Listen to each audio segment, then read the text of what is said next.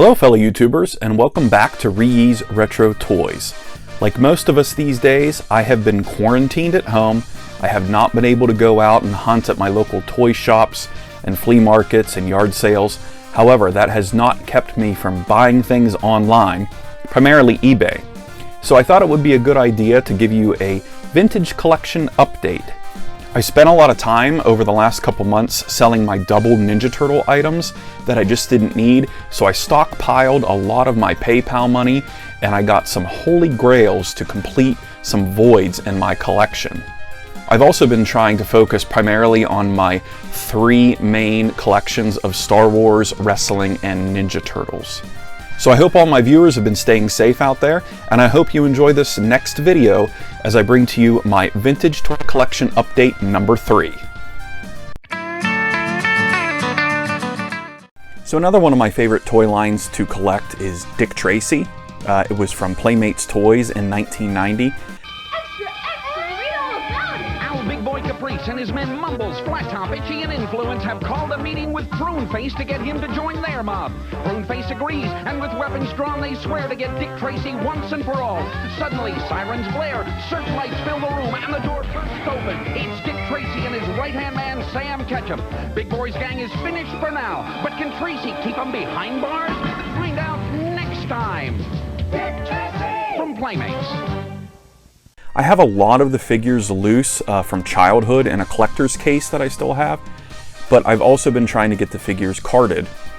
So I picked up this flat top figure, who was always one of my favorite toys as a boy. I was 10 years old when Dick Tracy came out, so I played with these action figures a lot. I used the Brave Star Fort Kyrium playset a lot when I played with my Dick Tracy toys because it had the jail and the bank where, you know, Big Boy Caprice could come in and steal the money out of the bank and stuff.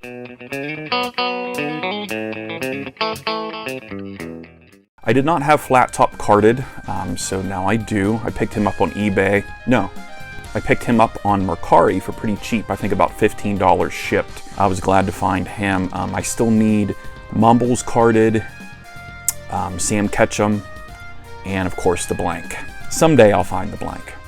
Now the next couple of items aren't vintage, but they're certainly made to look vintage, so I guess it goes with the theme of retro toys. I found these at Walmart.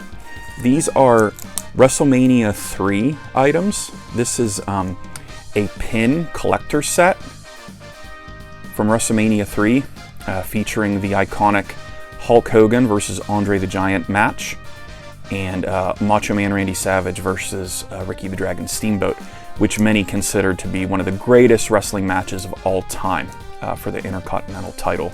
I think these were Walmart exclusives, produced by Funko. Of course, Funko is the creator of the pop vinyls that a lot of people collect. They also released this WrestleMania 3 tin lunchbox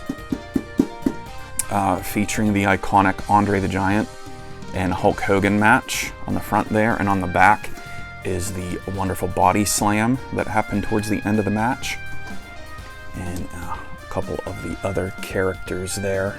It's Andre, looks like, yeah, King Harley Race, Macho Man, Hogan, Junkyard Dog, and Ricky the Dragon Steamboat. So again, these were Walmart exclusives and they go really well in my vintage wrestling collection. And most of you know I am a huge Teenage Mutant Ninja Turtle fan, so I'm always on the hunt for items that I do not have, either loose or carded. So I scour eBay primarily to see if there are any good deals on there. And I found a seller offering both of these, so I was able to combine shipping. I found Shogun Donatello from 1994, Playmates Toys. You can see he has the shiny silver armor. These figures were loosely based off the movie 3 Samurai Turtles. They kind of mimicked the molds a little bit, but added different armor. There are some variants to this line as well. Some are released with gold armor versus silver armor. Silver seems to be the most common. I did not have Shogun Donatello either loose or carded, and he's my favorite turtle, so I was happy to get him. There's the back of the card. It has his bio clip and save card there on the back. The Shogun series also came with collector cards inside the bubbles. The same seller also had this Mighty Mutations Construction Leonardo, boxed, complete. The tape is still sealed. I could not believe that he only wanted $10 for him.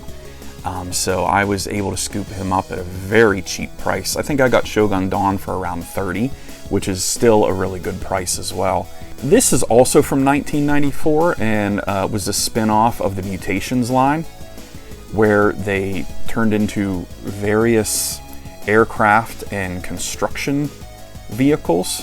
Leonardo here turns into a dump truck. Why Leonardo needs to turn into a dump truck, I'm not sure, but again, any vintage Ninja Turtle item is fair game, and for 10 bucks, I certainly was not going to give him up, so I now have him in my collection as well. On top of eBay, I also am a member of various Ninja Turtle fan groups on Facebook, and a special secret one that I'm not going to talk about.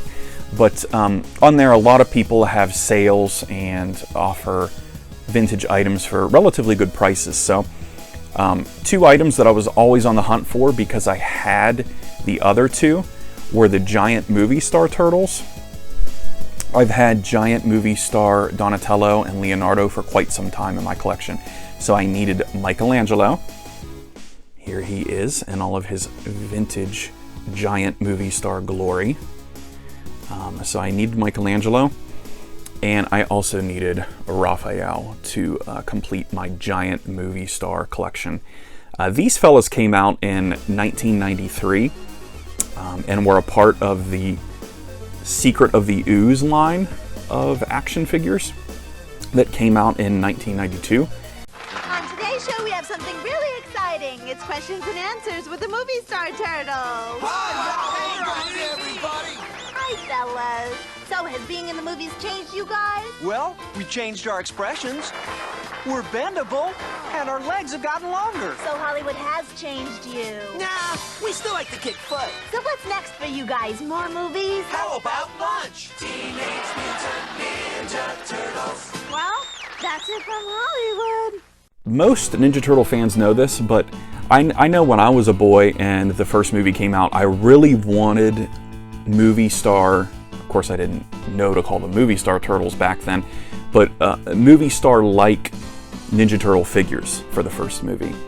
But I guess parents complained about the violence and grittiness and darkness of the original movie because, I mean, let's be honest, it was based more off the original comic book than the lively, kid-friendly Saturday morning cartoon series that we all knew and loved. So Playmates Toys actually agreed with the parents, and they never produced toys for the first movie. It wasn't until Secret of the Ooze came out and it was much more kid-friendly that they decided to make movie star turtles. And you will notice in Secret of the Ooze that they never use their actual weapons. They use yo-yos and soft padded baseball bats and various other things that they find to attack the foot soldiers with. So they actually never use their weapons. But they came with them. The figures came with them. So I was able to pick up Raphael with his 2 sais. Michelangelo, I do not have his nunchucks, but they're in really good condition. Frequently the bandanas come off of the figures. They snap off, but these guys still have them. So very excited to add these giants to my collection. Okay, and moving on to what I have picked up for my vintage Star Wars collection. I found a complete vintage Logray Ewoks figure. This is from the 1985 Ewoks cartoon series. It is complete and in very good condition. It came with the coin. I put the case on the coin. It didn't have it originally. I know it's kind of hard to see with the glare, but there's the coin, and there is the figure. He is in very good condition. I needed him to complete my loose Ewoks cartoon series action figure line. There are a couple weapons that I'm missing. I still don't have Wicket's Spear, and I don't have the Duloc Scout's Club, but this guy here is 100% complete with coin and in beautiful condition, so I was extremely excited to pick this guy up. So along with the last 17 Star Wars figures, they all came with the Power of the Force coins. Coming from the farthest reaches of space are the most awe-inspiring, the most desired gifts of the galaxies. They are the Star Wars Collector's Coins. Every Star Wars action figure comes with one. Dynamic graphic front, action story back, over 60 different coins in the collection. But the best is each and every Star Wars action figure comes with one. Every figure? Every figure. Look for the Star Wars Collector's Coins in your neighborhood. I'm still trying to collect a few of those coins to complete my last 17 collection. I picked up the Luke with Battle Poncho coin on eBay. I got it for a pretty good price, I think maybe $12 or $13. I've had the complete figure for quite a while, but I needed the coin to complete it.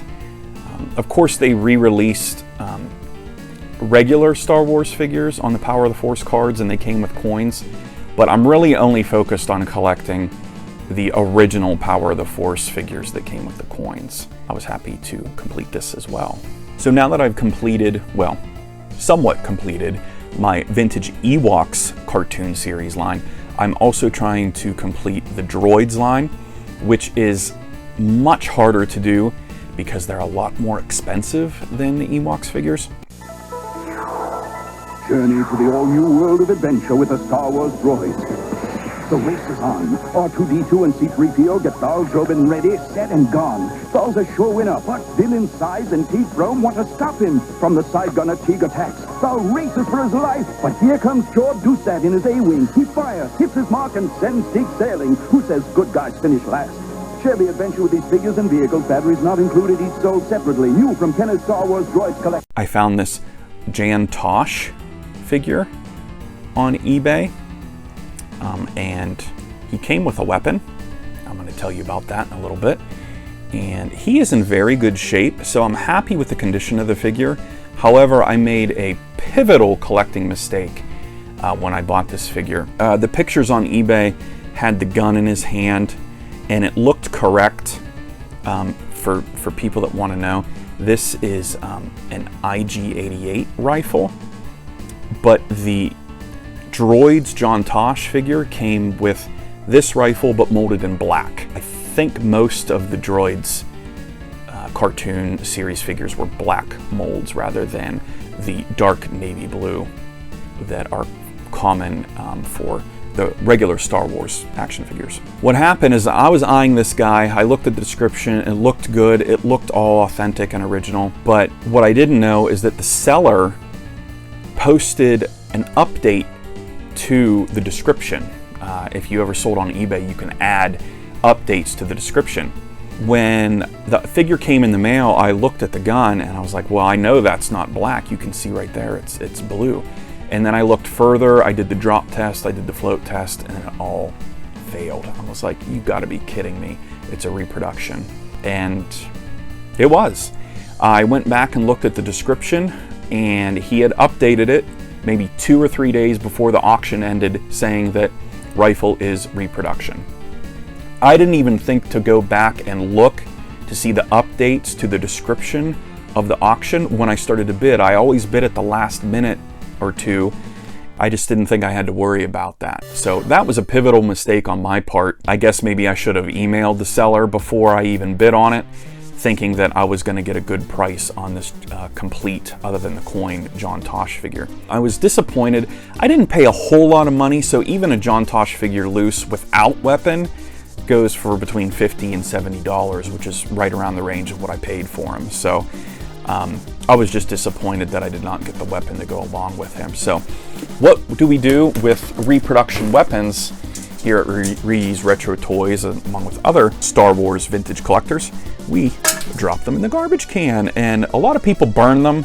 I'm not that dramatic, but I have no tolerance for reproduction.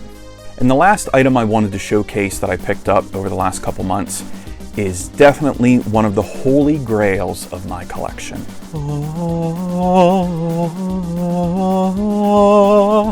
I finally got the pop-up lightsaber R2-D2 to complete my last 17 Power of the Force collection. So here he is. He's in really good condition. Authentic, non-reproduction lightsaber. Take it out for you here. There it is. There are ways to tell what is a repop and not. I don't have all of that knowledge right now, but I looked it up online and it's definitely not a reproduction. And here's the figure himself. There's the hole in the top of his head where the lightsaber comes out of. You can see that the chrome on the figure is in very good condition. And even the sticker is in really nice condition as well. Very, very minor yellowing for this figure. Not a lot at all. So again, this guy cost me a lot of money. I'm not going to say how much money because if anybody wants to know, look up sold listings for complete non-reproduction pop-up saber R2s and you'll get a ballpark figure of what I spent on this guy. But like I said at the beginning of the video, I sold a bunch of my Ninja Turtle items that I had kind of stored up because Ninja Turtle prices are on the rise and it was winter. So I sold it online, and actually none of this here actually hit any of my family's checkbook. It all came out of PayPal funds, which I highly recommend for collectors with families, and it keeps the wife happy because she knows that your collecting habits are not dipping into the family funds. I got him, and I am so thrilled. He's looking really fine next to my Amana Man and Yak Face figures in the bat cases. I will eventually post my vintage Star Wars collection videos for you guys to watch as well. But here he is, pop-up lightsaber R2. He is phenomenal and a beauty. So that's it, guys. Those were my pickups over the last couple months through eBay and Mercari and various Facebook sellers. You can see that I'm focused on my 3 core collections for the most part. Again, I hope you liked this video, and if you did, hit that like button and subscribe to my channel for all of your vintage toy hunting needs. And again, you know, stay safe out there. This coronavirus is going crazy. It's keeping people inside.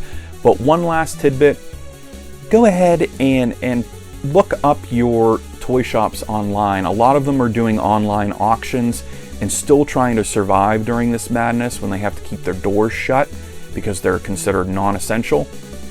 Go online, check out their eBay stores. They might even have Mercari on, or even their own websites where they're trying to sell things. Maybe even through Instagram, they're trying to sell things. Get online and try to support your local toy shop during this crisis because they really need your support during this time. Thank you for watching and keep on hunting. Kiss can sure be deadly. My baby's gonna trick or treat.